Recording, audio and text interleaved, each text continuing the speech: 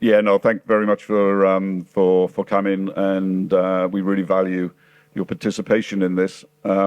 Just to introduce ourselves, my name's Irfon Watkins, one of the founders of the company. Thank you very much. And I'm Ian Matthews, and I'm the other founder of the company, or one of the other founders, with Irfon. And yeah, I'm the musician of the two of us, or the drummer, anyway. He's heard me play guitar. I'm not a musician. He's a good guitarist. So just give us some background in terms of who we are, what we're doing, and why we're here, and why we wanted you to come and hear our story, basically. So my background is in technology. I'm not a musician. I don't come from the industry. It's purely technology with a passion for music. Myself and Ian have been mates for decades, and he obviously does come from the music industry. And I think the combination of technology and music experience is something that we thought we could apply in order to grow AmplifyWorld. Our mission at AmplifyWorld is really simple. How can we enable more artists to earn a living wage? That's it. That underpins everything that we do. So every decision we make sort of comes from that, because we're sort of passionate about it. Ian's going to talk a bit later about his story, but we're going to start off really with, how did we get here? Very, very quickly. So I come from a little town in the middle of Wales called Llyneddion Wells. I won't ask you to spell it. And myself and Ian have been looking for ages to do something together, and this chapel came on the market in my hometown. And there's lots of chapels in Wales that aren't used anymore. So anyway, we ended up buying this chapel, and we were now the owners of a small venue. And this chapel is in the middle of nowhere. There's no footfall. There's nothing, unless we're, sheep would probably be the easiest audience we could get. And then we sat down over a beer in Bristol, and we thought, shit, what are we going to do with this? How do we make this work? And as we were sitting down, a few months later, COVID kicked in. So we ended up with a venue where we had no footfall, and we had nothing that we could put in the chapel, But more importantly, all of our friends were out of work. Musicians, how do you make a living? I don't know if you want to pick that up. Yeah, well, that's the thing. So, when we were allowed to go out for walks, if everyone put their mind back to that COVID thing, and I remember going out for a walk with you, and we were just chatting, and at that time, the crypto market was going through the roof, and we decided, we thought that there must be something that we could do with this new technology. I guess it came from the idea of creating an ecosystem around a small venue, using sort of the power Web3, and then that very, very quickly moved on to, well, if it means we can create an ecosystem for the venue, then we can create an ecosystem for the participants in that venue as well. And obviously, coming from my background, musicians, and so we very quickly got planning. Within that time, obviously the technology has moved really quickly over the last few years. The possibilities of what you can do with that technology has moved really quickly over the years, and it's led us down this path to where we are now, with what we are kind of presenting with you tonight, basically. And that is, as Irfon touched on, is using this sort of technology to help musicians, move on through with their careers, earn more money, and if we can make this work, would personally be very proud of it. Yeah, I think as I say, the key thing is how do we build a business model that enables artists to earn more money than they earn right now, which isn't extractive. What I mean by that is we're not interested in taking money from your royalties, from your publishing, from your live, from anything else. This has got to be incremental revenue, money that as an artist you're not currently getting. There's too many technologies that become extractive, where they say, hey, we've got a new shiny thing over here, come and do it over here. So your revenues move from here to there, and they sometimes work, sometimes don't. Artists are really not taking advantage of new technology. And why, in their business aspect of it, of course they are in their creative process, but in their business aspect of it, and it's really hard, and as all you artists know in the audience, to create art and do the business bit at the same time. It's an absolute nightmare. So that's our whole mission, is to build technology that delivers incremental revenue to artists. And we will keep experimenting in all of that. So what happened is we've got this chapel. Think, what the hell are we going to do with it?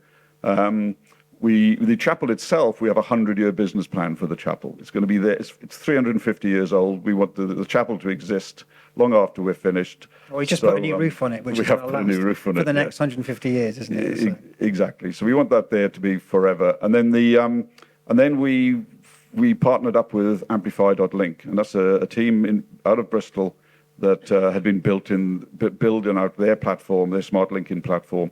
And they're actually here tonight, so you probably bump into them or meet them. We've got Harry, Sam, and Jack are here as the original crew from Meg Amplify. and Amy. We've got Meg here as well. So it's like, so great. So we can catapult our business ideas now. We've got an existing community. We've got some existing technology. We can layer our technology on the top of that, and then we can start to make things interesting. But the bit that we really wanted to do then is say, okay, well, let's put our money where our mouth is. So let's launch this fund. We want this grant fund to go out. Do you know, it's really hard work to give away money. It's really bloody difficult. Anyway, so we said, let's do that. And of course, the most people would say, well, what are you getting from us for this grant? You're going to get this grant. You must be interested in our royalties, in our revenues, in some sort of ownership or percentage. We're not interested in any of your existing revenue streams. That's just to be absolutely crystal clear. This grant's got nothing to do with that. So this grant is to help you accelerate your career. And we do expect you to use our platform, however, to help you accelerate that career, but we're not going to take any money from you to sort of do that. So that's the sort of, Amy, are you keeping time? Can you give me some sort of stop waffling? Okay. So that's the idea. So we've got a music platform. Marketing platform. All the music that you've heard tonight as you've been chatting has come from the people who applied to the grants. I think we've had over 3,000 sort of applications from all across the world for these grants. So all the music tonight has been from people who have applied. And, we've got some really strong sort of contenders there. And we'll be working through that and then announce, what's happening very, hopefully as soon as we possibly can. And this grant system will just keep rolling, so it isn't a one-off. And just to be clear, no one's going to get $500,000 just landed in their bank account. That ain't going to happen. So this is a rolling process that we hope is just going to roll and sort of grow and grow and grow as the business grows. So hopefully, as for the artists in the room here, as your fan base grows, and you meet new fans through Amplify World. People come in through our system. This is our plan going forward. Not only as what everyone just touched upon about, we don't want your money. We want to help you make more money. But also the fans that will be coming through our system to you will be bringing data with them as well. And unlike the modern model today, which you usually find where you have your numbers on Instagram or your followers and stuff, and that's just a number and that's great. All that information we absolutely intend on passing directly to you. It's yours to own. It's yours to create your database, to manipulate and use the way you want to for your own marketing and for you to take with you in your future business, whether that be working with record companies or management or agents or whatever have you. Yeah. I'm going to switch things up a little bit because some of you may know who Ian is and his backstory, and some of you may not know who Ian is and his backstory. So I'm going to interview you a little bit. Okay. I'm going to go, right. Okay. So when did you first start? First of all, when did you think of yourself as a professional musician? Probably when I was about 19 or 20. And I realized that I think that was my main skill set. Even though it wasn't developed very well at that point, I realized that that's how I wanted to be and trade, and that was going to be my living. And what did that sort of look like? What is you're 19, what are you doing at that point? I don't know. It's pretty mad, really, but I kind of had a bunch of jobs and stuff, and I'd always done function gigs and things throughout school. I was doing people's weddings and whatever have you, and I realized that I could possibly stand a good chance of replacing the income from my work with even just being a wedding drummer or a function drummer, plus having some jazz gigs and bits and pieces. It was going to be a step down, and I realized I had a lot to learn. And I'm from Bristol, and Bristol is quite a music town, always has been, really. And for like 19, 20-year-old me as a drummer, I realized that the scene had some incredible, and still does now, have incredible musicians and pertaining to drummers, some amazing drummers who were like, so the competition was massive, just to be able to compete, to get gigs, to hustle just around town to get some jazz gigs and get into various projects and to, float myself as a professional musician. So I knew I had a lot of work to do. I knew it wasn't going to be easy, but the main thing for me at that time, and I use this word to emancipate myself from kind of the working, the getting up in the morning, going to work. You were unemployable, basically, weren't you? Yeah. Yeah. But, and that was where at least my professional sort of thing came from. And that sort of, how many bands do you think you've been in? Well, at one point in the mid to late 90s, I was in 14. My diary was hell. And I used to teach as well. I used to teach at the Bristol schools, and then eventually I worked at Millfield School for 4 years as a drum teacher there. And I started with half a day of pupils, and that went to 4 days. And I had to share the workload with another drum teacher. That turned into 2 other drum teachers, which was amazing actually back then. So that's where I come from anyway. Well, and then cut scene. You've just come off tour, playing at the O2 and the Co-op Arena in Manchester to sort of 23,000 people. Your 7th #1 album, headline Glastonbury. So you're in 14 bands and you're drumming. You're doing school, and then you next thing you know, overnight success. You're headlining Glastonbury and selling out shows around the world. I mean, how did the Kasabian thing happen?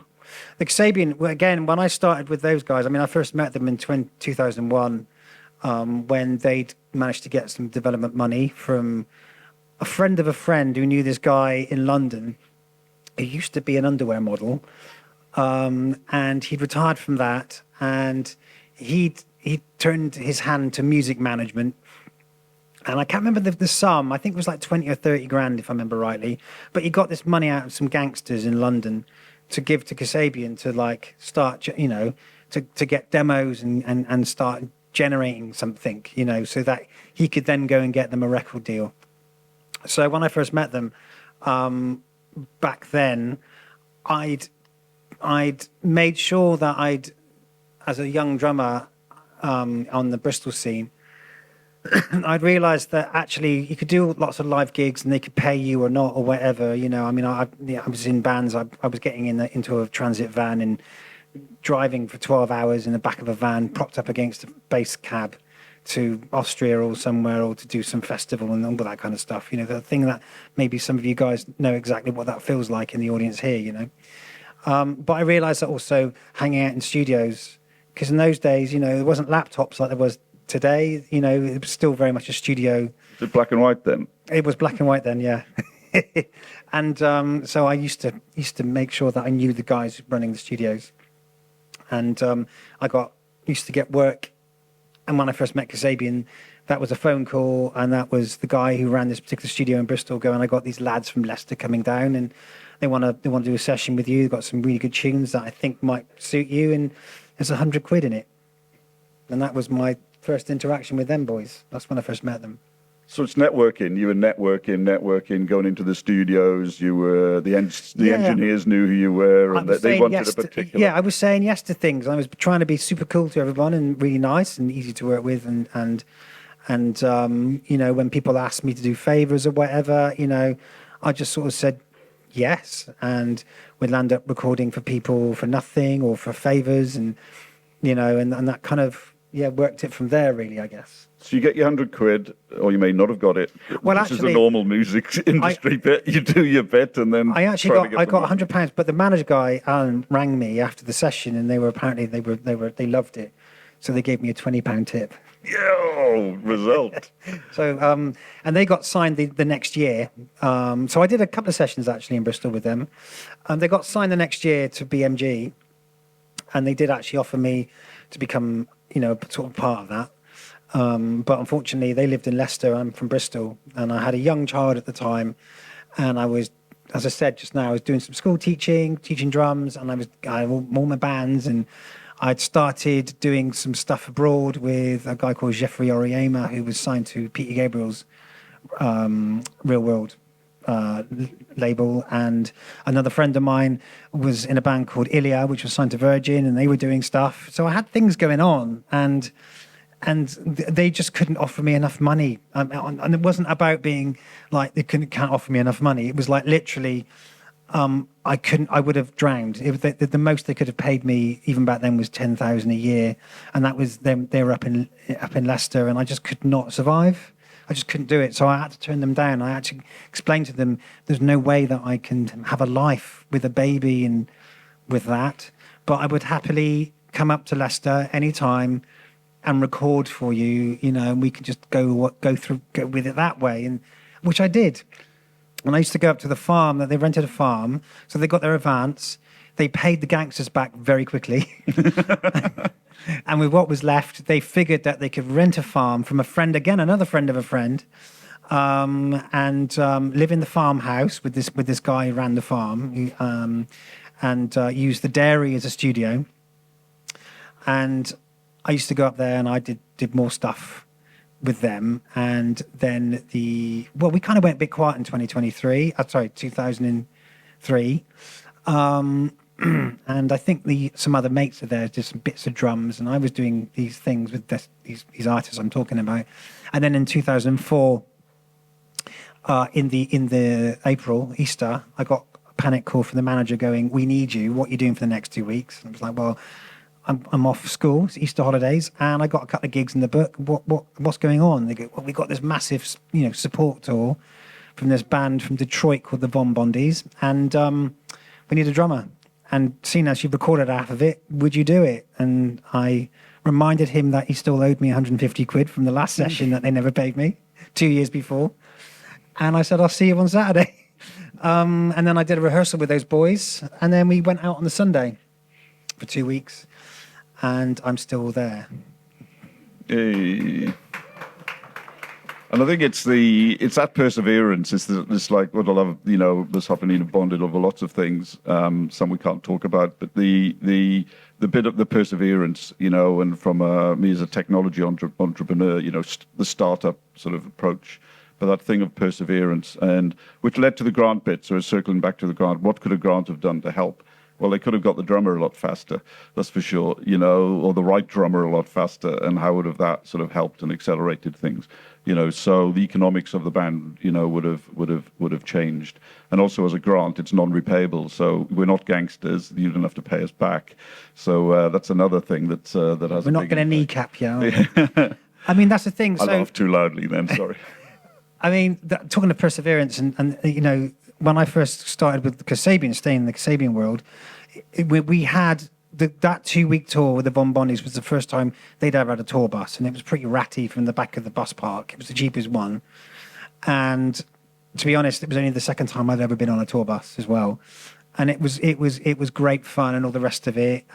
But when that tour had had done for that 2 weeks, and they said, come on, we've got tour support from the record company, which, as you guys might not know, any form of money from a record company has to be paid back and some. But they had tour support, so they said, we can like make up for your teaching and make up for your gigs. It may not be as much, but you up for the adventure.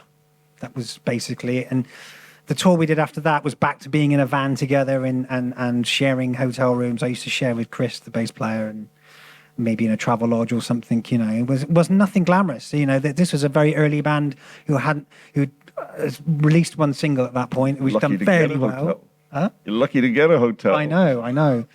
Tell me about it. And so where was I? Yeah. So, it wasn't all glamorous and all kind of, we had a guy who drove the van, mixed our sound and would help us in with our gear. It was getting back to like grassroots really, although it felt like there was a mission because it was a signed band, But the drummer before me, the reason that the manager rang me in such a hurry was that the drummer before me had just lost patience. And I quote, and we laugh about it every now and again in the band, "Fuck this and back off to Halfords." Exactly, yeah. And he was a manager at Halfords in Portsmouth. Yeah. And he went back to Halfords. Assistant manager. I think he was, something like that. Yeah. So but it's perseverance. So, literally. Anyway, we're rambling Yes. like we sort of do. So anyway, just going on about the whole thing about the grant money and stuff. I just want to say before you think I'm in some ivory tower with some massive band and we've just done an arena tour and the rest of it. When you're in a band like this, there's a lot of time when you're not touring or doing stuff, time off, a year off, or whatever. And I do a lot of playing. I'm in a band called the Jazz Defenders, which is a jazz sort of project, and we sort of play. Ronnie Scott's would go to Paris, to the Duc de Lombard in Paris and play there, or we do little tours of the north and stuff. And that's very much, packing all your gear in the back of a car and going for it, sharing a hotel room if you're lucky.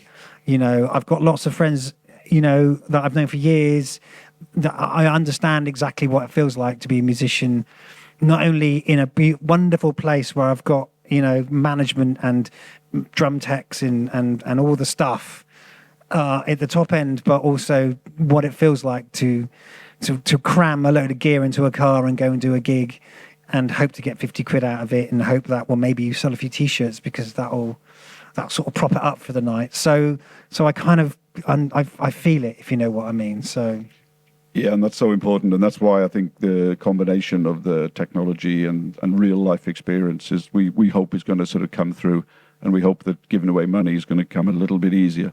And thank you for listening. Absolutely.